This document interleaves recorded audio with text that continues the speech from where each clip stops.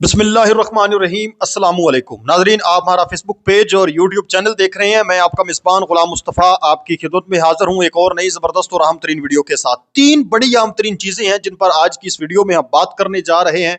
Trump बहादुर ने Europe के ऊपर बड़ी स्ट्राइक कर दी है और इसी के साथ साथ जो फ्रांस के सदर मैक्रोन है उनका एक जो खत है और एक जो मैसेज उसने किया था सदर ट्रंप को, वो सोशल मीडिया के ऊपर ट्रंप ने डाल दिया। और इसी के साथ साथ हम बात करने जा रहे हैं कि अफगानिस्तान और चीन बराह रास्त आमने सामने आ चुके हैं। चीन ने बड़ी जो है वो सख्त एक एक्शन ले लिया है अफगानिस्तान के खिलाफ। और इसी के साथ साथ आज जो दिल्ली के अंदर भारतीय जो वजीर खारजा हैं डॉक्टर जयशंकर और उनके साथ पोलैंड के वजीर खारजा जो हैं वो आपस में एक उन्होंने मीटिंग की है, बातचीत किया, वहां पर एक प्रेस कॉन्फ्रेंस की है जिसके दौरान भारतीय जयशंकर मैं समझता हूं कि अपने हवास खो बैठे हैं। पाकिस्तान के खिलाफ कुछ इस तरह की उसने गुफ्तगू की है, पाकिस्तान के ऊपर इस तरह के इल्जामात आयद किए हैं।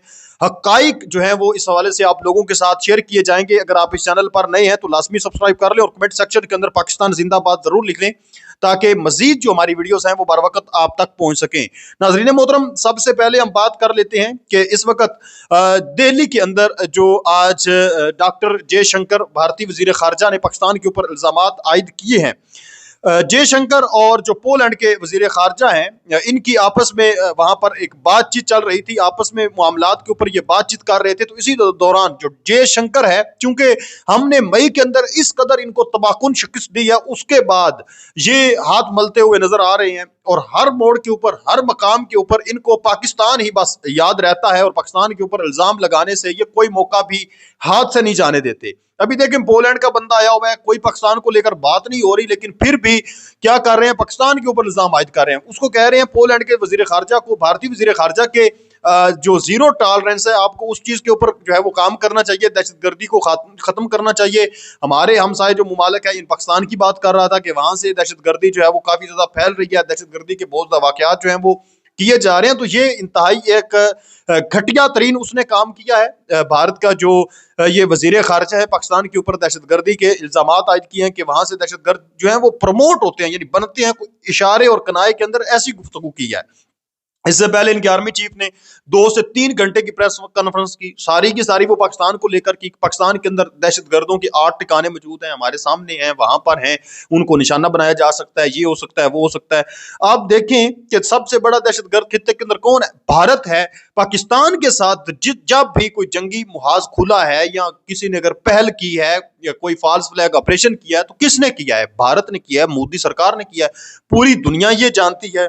हकाइक क्या है आप लोग जरा देखें कि इस वक्त कश्मीर के अंदर क्या हो रहा है। भारत ने मोदी और उसके हवारियों ने एक एक वहशतनाक जो बाजार है वो गर्म कर रखा है। लोगों को, सहाफियों को गिरफ्तार किया जाता है, नौजवानों को गिरफ्तार किया जाता है, औरतों की सरेआम जो है वो उनको जलील किया जाता है, रुसवा किया जाता है। चौक चौराहों के अंदर, बाजारों के अंदर दहशतगर्द कौन है? भारत दहशतगर्द है, वाज़ेह तौर पर हकाइक ये में बताते हैं। सोशल मीडिया की रिपोर्ट्स आप उठाकर देख लें, फिर आप देखें कि इस वक्त सिखों के साथ क्या हो रहा है। वो क्यों कहते हैं कि हमें एक अलहदा जो है वो स्टेट चाहिए, खालिस्तान मूवमेंट वो क्यों चला रहे हैं? सिर्फ इस वजह से कि ये उनको वहां पर चैन से रहने नहीं देते।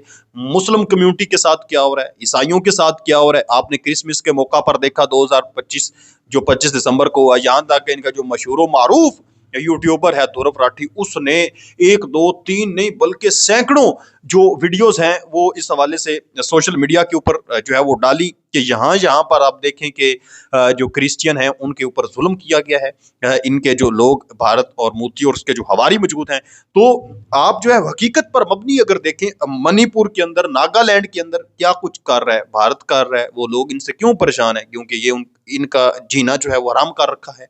तो जनाबे वाला, आप अपने मुल्क के जो हकाइक हैं वो लोगों के साथ बयान करें, आप हमारे मुल्क के अंदर मुदाखलत ना करें, वगरना इसका आपको अंजाम जो है वो बड़ा खतरनाक भुगतना पड़ेगा। बल्कि आप भुगत तो रहे हैं। 2025 के अंदर जो आपने टांग अड़ाई थी, तो उस वक्त मई के अंदर पाकिस्तान के ऊपर एक हमला करने की कोशिश की थी, तो उसके बाद आपके साथ अभी तक जो सूरत बनी हुई है उससे आप बखूबी जो है वो वाकिफ हैं। तो बेसिकली ये बदले की आग में जल रहे हैं, मैं कई बार आपको बता चुका हूं।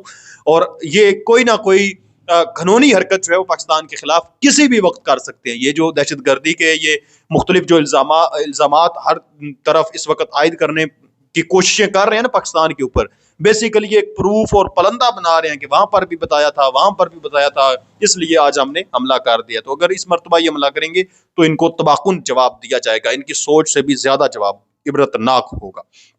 नाज़रीन मोहतरम, अब हम बात करते हैं कि इस वक्त जो सदर ट्रंप है उसने तबले जंग बजा दिया, उसने ठान लिया है कि जो ग्रीनलैंड है अब वो मेरे पास होना चाहिए और मैं उसको लेकर रहूंगा। बिल्कुल इस चीज पर किसी किस्म का कोई जो है वो किसी के साथ समझौता नहीं होगा। उसके बयानात और मामलात से ऐसा लग रहा है। जो फ्रांस का सदर है मैक्रोन, उसने इसको को मैसेज किए थे ट्रंप को, जिसमें उसने उसको कहा कि हम शाम के मामले पर मुत्तफिक हैं, ईरान पर भी अच्छा काम कर सकते हैं, यानी यूरोपीय यूनियन, नेटो यानी और अमेरिका, चूंकि आप जानते हैं कि बखूबी ये एक पेज पर हैं, मुत्तहिद हैं, आपस में बड़े तादी हैं। तो उस सदर मैक्रोन ने कहा इसको कि हम शाम के ऊपर भी अच्छा काम कर रहे हैं, हमारा आपके साथ एक ही चीज़ पर बातचीत है, मुत्तफिक हैं आपकी राय के ऊपर, और ईरान के ऊपर भी अगर आप हमला करना चाहते हैं या जो कुछ भी करना चाहते हैं हम आपके साथ हैं, लेकिन जो ग्रीनलैंड का मामला है उस पर हमें समझ नहीं आ रही कि वहां आप क्या करना चाहते हैं।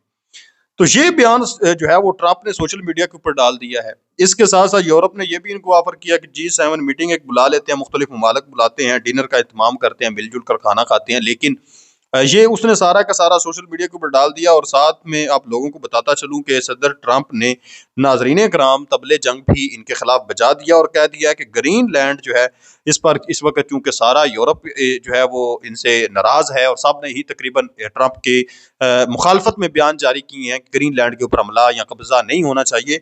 तो इसने अब वाज़ेह तौर पर कहा है कि नॉर्वे का जो प्राइम मिनिस्टर है, मैं उसको बताना चाहता हूं कि मुझे नोबल इनाम नहीं देने दिया नॉर्वे के वजीर आजम ने, तो अब मुझे अमन की जो है वो कोई परवाह नहीं है। मैंने बड़ी मुल्की जो जंगें हैं वो बड़ी बड़ी जंगें रुकवाई थी, लेकिन मुझे नोबल इनाम नहीं दिया गया। तो अब मैं देखूंगा कि अमेरिका का कहाँ पर फायदा है, मैं बस सिर्फ इस चीज को देखूंगा और किसी को नहीं देखूंगा कि कहाँ पर किसका नुकसान हो रहा है। और इसी के साथ साथ आज 20 जनवरी जो है खबरें ये गर्दिश कर रही हैं कि इसने ताज़ा तरीन एक स्टेटमेंट फिर दी है ग्रीनलैंड को लेकर के वो मेरे पास होना चाहिए और मैं वो लेकर रहूंगा। ये मतलब इसने ठान ली है।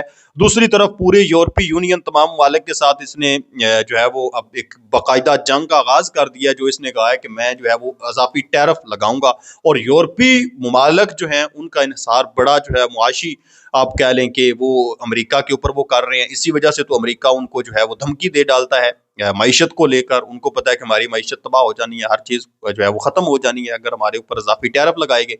तो यही वजह है कि बजाय इसके कि कोई बड़ा हमला करे या इनके ऊपर कोई वो आप कह लें कि धमाका खेज मवाद गिराने की बजाय वो इजाफी जब टैरिफ लगाता है, तो जब देखते हैं कि हमारी मईशत तबाह हो जाएगी, हम गरक हो जाएंगे, महंगाई हो जाएगी, भूख में डूब मर जाएंगे, तो फिर इस वजह से वो अमेरिका बहादुर की बात मान लेते हैं।